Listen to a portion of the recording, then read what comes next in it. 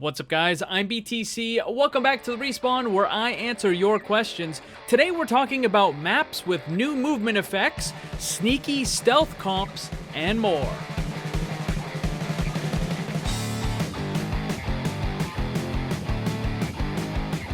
Today's video is sponsored by Audible. You can get a free audiobook to keep forever and support the channel by using the link down below. If you haven't tried audiobooks yet, what are you waiting for? They're awesome. I listen to them every single day, and this is a great chance for you because even if you decide to cancel, you get to keep the book that you picked forever. There's also a great no-hassle return policy, and you can exchange any book at any time for any reason. There's a massive library of books to choose from, so go and grab your free audiobook and start listening today. Let's get started. First question, why do a lot of King of the Hill maps have boot potential, or effectively the one-hit eliminations from knocking people off the map? And I think this is because the control point maps are equal for both teams. You both have to run the same distance back to the control point, and it's symmetrical on both sides, so it's completely fair. Whereas in the other map types, the 2 capture point, payload, and the hybrid, there's an attacker-defender dynamic. So imagine that the second capture point of Hanamura had a bunch of area where you can just knock people off and it would be an instant elimination. This would make it so much more difficult for the attackers to take that, because the optimal strategy for the defenders would be to use stuff like Hammond or Lucio or whoever, or Farah, to just knock the attackers off and not really have to worry about the point too much. And even if they got knocked off, then their respawn is right there. So if you had a lot of that kind of environmental elimination stuff in the other types of maps, I think it would be way in favor of the defenders, and that's just something that you don't have to worry about in the control point. So I think it's kind of nice that they can have that variety because there are the different map types. Next up, do you think we could get another loot box update soon? I honestly don't know. When I first saw that big loot box update, I was hoping that it was going to be a yearly thing, but as it turns out, it's not. Now, I don't really know what the art team for Overwatch is doing, because with every single event, there's less and less and less stuff. There's less skins, there's less sprays, there's less icons, so I don't know what they're doing. Maybe they're working on something really big that we don't know about. Maybe there is a loot box update. Maybe there is some other really big fancy stuff they're going to announce at BlizzCon, but it does seem weird because the art team seems to be providing less and less and less and less content, and, you know, it's like, well, what's going on? You know, you're only getting 4 legendaries for the Summer Games. We're only getting another 4 legendaries for the Halloween Terror, so what are they working on, right? I don't know. I would like to see more of that updates, but who knows? Next up, do you think there will ever be a sneaky beaky composition in the future with heroes that don't have footsteps? So he's talking about 2 things, Zenyatta and Sigma, who both don't make any noise when they move around. And of course, Sombra doesn't make any noise when she's invisible. But the sneaky beaky thing is essentially a stealth comp kind of deal, and I don't think that would ever happen. I mean, it might be kind of a gimmicky thing. Maybe you could do it for the attackers. I don't really see any use to having it on the defender side. But, I mean, it really wouldn't work all that well, because usually there's only, like, one way to go in. So, for example, on Hanamura, right? Like, how would you have even if your team didn't have any footsteps, like, how would you sneak in there, right? You wouldn't be able to. So, I mean, maybe you could, like, put a teleporter off to the side where people don't see it, and then try to, like, sneak around, but again, they would just see you. So, I mean, it's a neat concept. I don't think it would ever work. No. Next up, can you make a webpage full of hero stats because the wiki is not always accurate?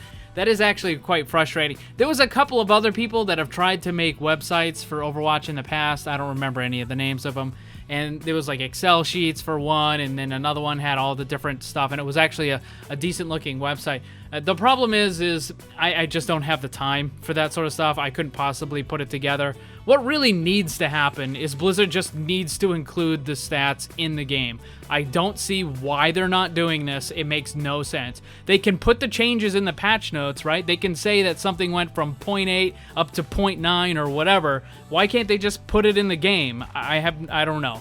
They've claimed that it's a technical issue, but I mean, really, they just need like a text file that they can change and just import it into the game, right? So I don't know. But for me, no, I couldn't possibly make that. I just don't have the time. Next up, do you think that Blizzard will revert the armor nerfs now? Probably not. This is a problem that I've talked about in the past. Blizzard has a habit of nerfing something in order to fix a certain problem, and then when that problem no longer exists, they never go back and revert the nerfs. Like, they keep the nerfs for a problem that doesn't exist. So the thing with the armor was because of Goats Comp. They wanted to weaken Goats Comp. Well, now Goats doesn't exist. So why is the nerfs for Goats Comp still in the game? Like, it doesn't make any sense. That's not the armor thing isn't the only one. There's a whole bunch of other stuff.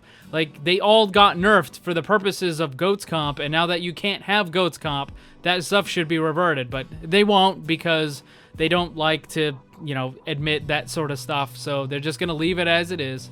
Next up, will there be another map with a unique movement effect? So we're talking similar things to the jump pad on Oasis or the low grav in the Horizon Lunar Colony, and I hope not, because that stuff tends to be really cheesy. It's difficult to balance, so it just turns out to be kind of gimmicky stuff that people rarely, if ever, use. I mean, how often do people actually go outside of that area on the Horizon Lunar Colony? Very rarely. Now, the jump pad does get used a little bit, but I mean, you could just put a ramp there and it would do the same thing. What I would rather see is stuff like destructible objects, destructible walls or floors, and moving platforms and moving walls, that sort of thing. I think that would be way cooler than having, you know, the jump pads or the speed boosts or the conveyor belts and all that sort of stuff, because that's difficult to balance. But the things that when the environment itself is just kind of doing its thing, that is a lot easier to balance, and I think it would be a lot more interesting as well. Do you have a favorite voice actor that you would like to see voice a character, and if so, who? I don't really have favorites. I don't care all that much about who's voicing the characters. I'm more interested in what they can do as opposed to all of that extra stuff.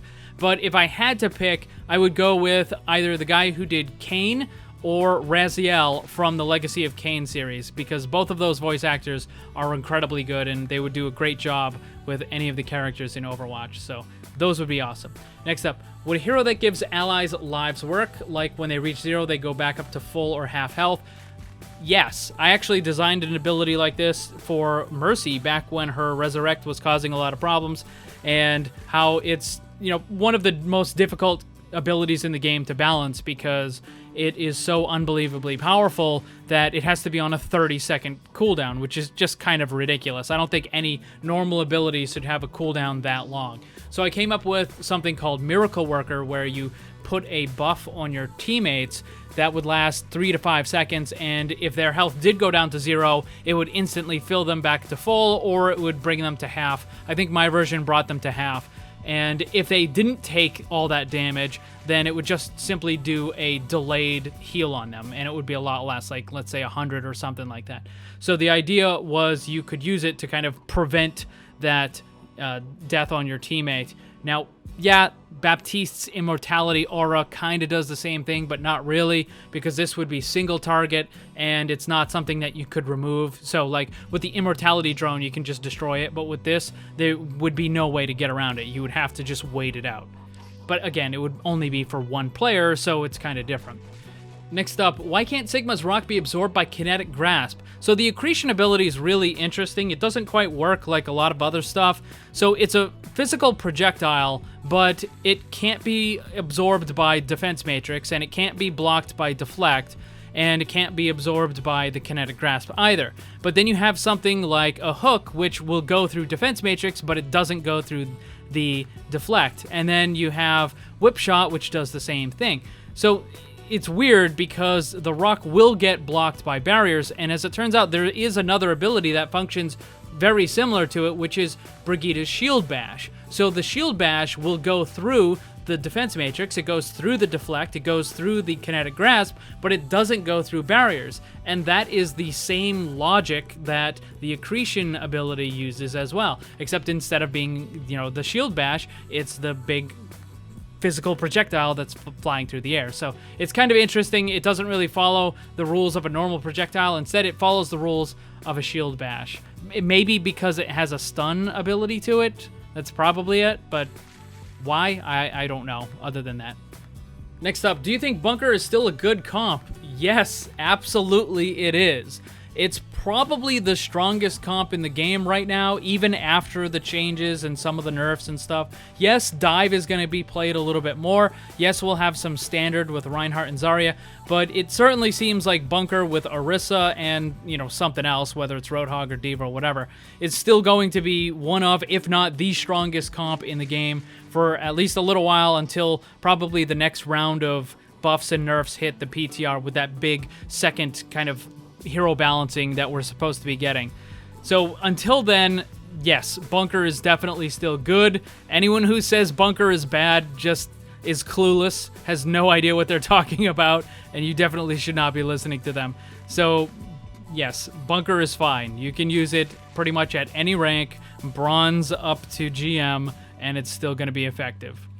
That's going to be all the questions for this week. Thank you to everyone who submitted one. Remember, I post the question card every Saturday on the community tab of my YouTube channel. And also, don't forget that you can get that free audiobook to keep forever by using the link down below.